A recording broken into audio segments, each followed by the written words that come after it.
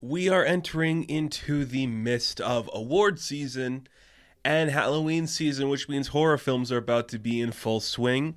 Couple of interesting ones coming out soon, but to start off the season, we have, I guess, a critical darling. Everybody's been raving about this film.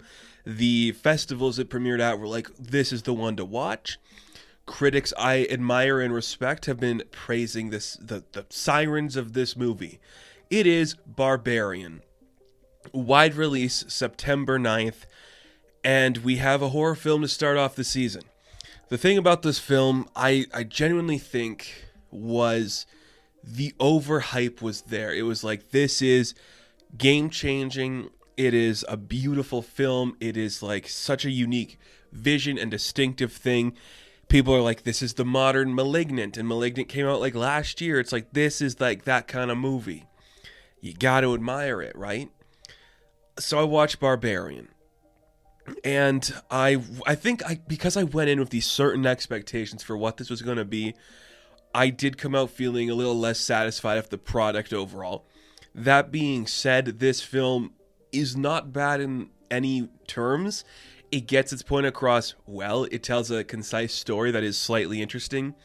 It does feel to drag in a few moments where it's like, this isn't a necessary scene to have the actual plot move for, but it's like, you could throw that in there and have it work. So I do want to stay relatively spoiler free when we talk about this film, because it is that Malignant thing where it's like, if you don't know what you're going into, there is a level of surprise that could go there. And I think that only kind of works in this genre, because horror is like, you're here for the surprise. When you don't know what's going on, it's way more interesting.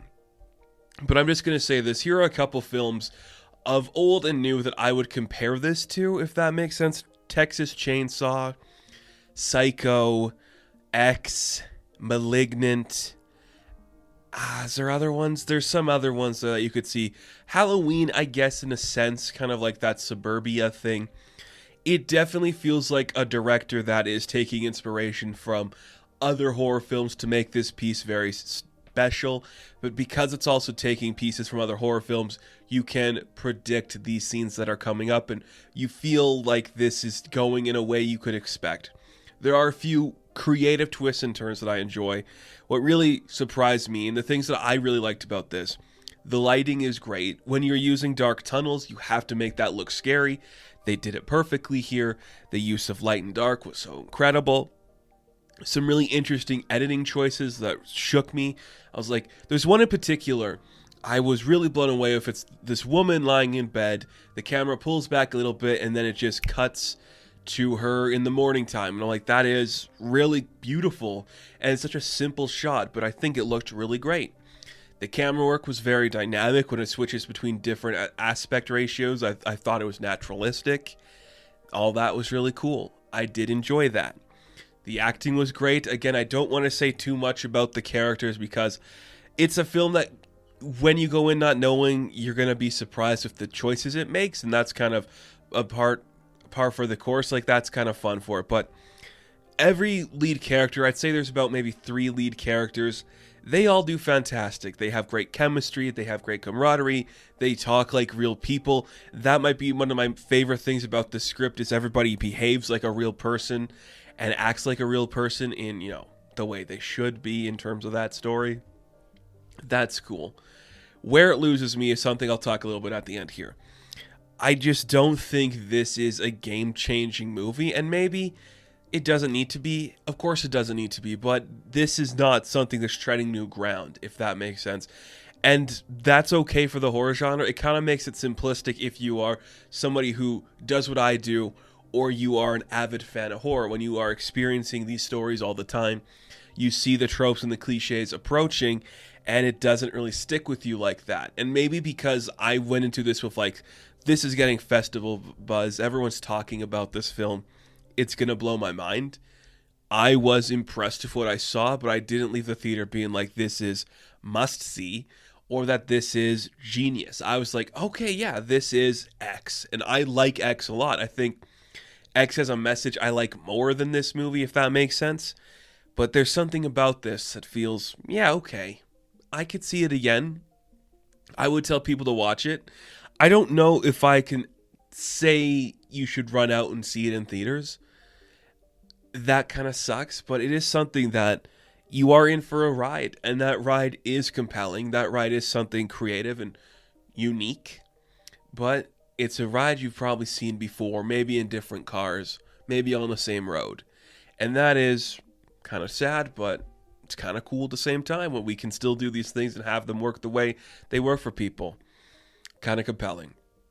So I do want to talk about this. This is going to be a kind of spoilery thing that I want to bring up because I think it's important for the context of this film and the time period we live in, not just in terms of horror, but definitely in the filmmaking genre. So when this changes to a different filter and you see me in either black or white or some film grain stuff, that's how you know it's going to be the spoiler stuff.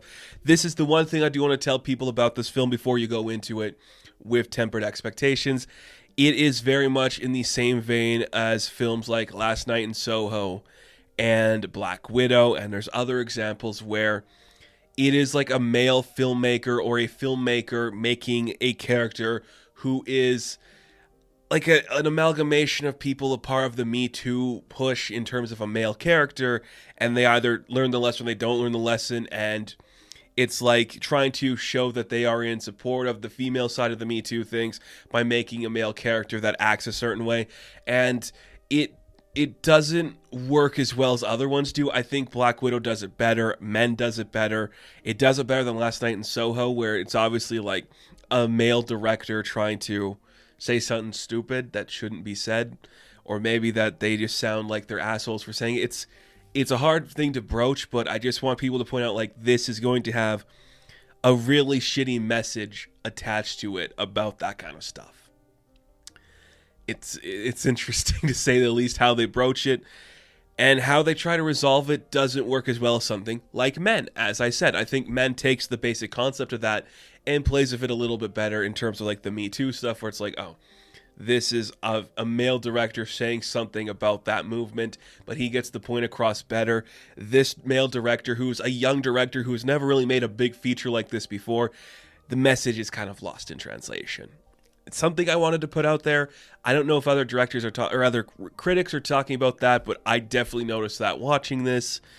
It is something. So good scares, good use of dark tunnels. I have a phobia of just open doors. It's not even a phobia. I just hate the idea of an open door. And when this whole movie kind of like revolves around like doors that go places you don't know, that's when I get freaked out. So it did that well. The acting's great. The cinematography's pretty good. Solid film. Not like revolutionary. Not the best. I've seen better horror this year, but kind of interesting. I can't say it was terrible. It's okay. So, Barbarian, I am going to give a 6 out of 10. Now, thank you guys for watching this review. Be sure to like and subscribe to the channel. As always, you can check me out on Instagram, TikTok, and Twitter. And as always, I will catch you in the next one. Have fun, stay safe, good luck.